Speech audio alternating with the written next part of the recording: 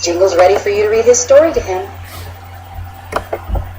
This recording is brought to you by Hallmark Gift Books, a division of Hallmark Cards Incorporated.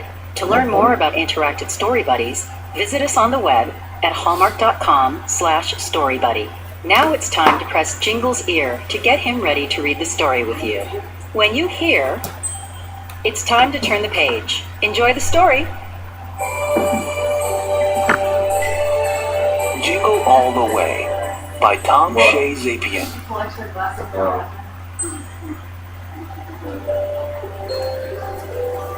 There are lots of stories about good little boys and girls, but there aren't many stories about good little dogs. But this is a story about Jigle the husky pup, and Jigle was a good dog. So when there's cat in there, you can keep that. He never made a mess.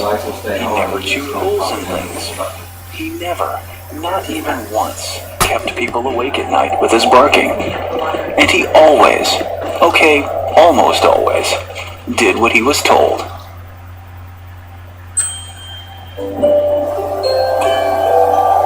One day, Jigle was resting beside the front steps of Pineville Elementary School. Suddenly, the school bell began clanging out loud, and the children who were inside ran outside. That made Jigle very happy.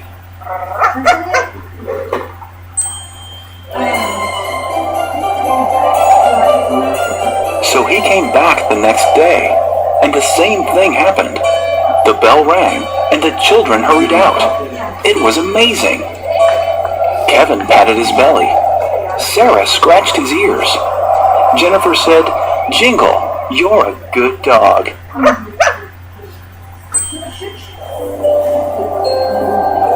Jigle loved to bark hello. Okay, sometimes it might be a while before Jigle says something. So I'm just so excited because now I can look for family copies, you know? okay, just go. Jigle even loved to sing.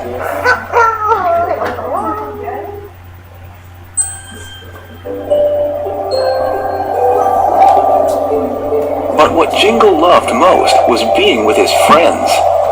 He liked to race Kevin to the edge of the schoolyard.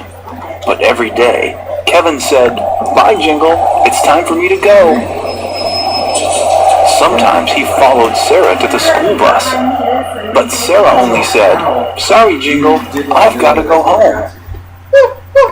Because you were talking about it being for Jen. Yeah. And that's what I was kind of like, I don't know. Yeah, but then we saw the size of the box. One snowy day, Jigle even dashed all the way to Jennifer's house. Jennifer laughed. "Silly dog. Jigle, you've got to go home."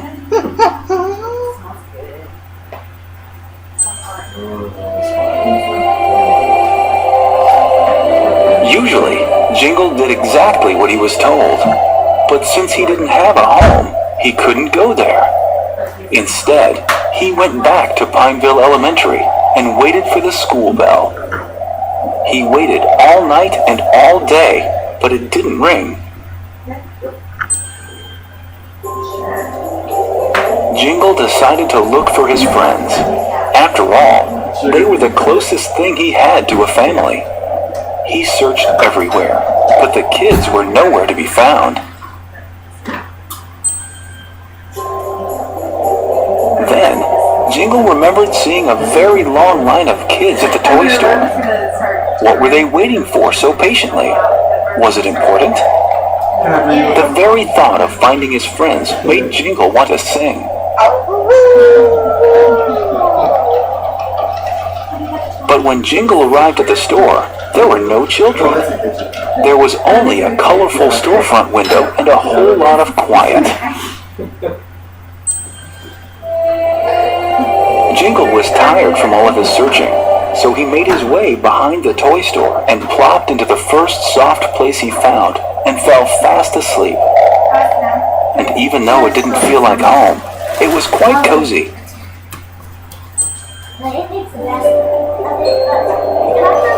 Moments later, someone carefully lifted the bag Jigle had snuggled into. Well, "What have we here?" a voice spoke warmly. Yeah, like a long "Someone ride. all alone? At Christmas?" That firework. Placing the green velveteen bag in front of his sled, the man remembered a letter he'd been given earlier that day from a good little boy in the toy store. "Oh, oh, oh," he said to himself. "This gives me an idea." He wasn't sure what was going to happen, but suddenly, Jingle felt very happy. You want me to put more wood on it? The next morning, Jingle was surrounded by the smell of pine and peppermint. There was a fancy collar around his neck, with a bell that jingled whenever he moved. But the best surprise of all came when Jingle saw Andrew, one of his friends from school. "It's Jingle," Andrew said. "Jingle, you're such a good dog." It's okay. It's just the middle part. The two friends spent the rest of Christmas Day playing together, Jingle's bell ringing merrily all the while. That night, before Andrew turned out the lights in his room, Jingle hopped onto the bed. Andrew said, "Jingle, stay," and Jingle did. We can make them in the morning. You're not gonna want to eat them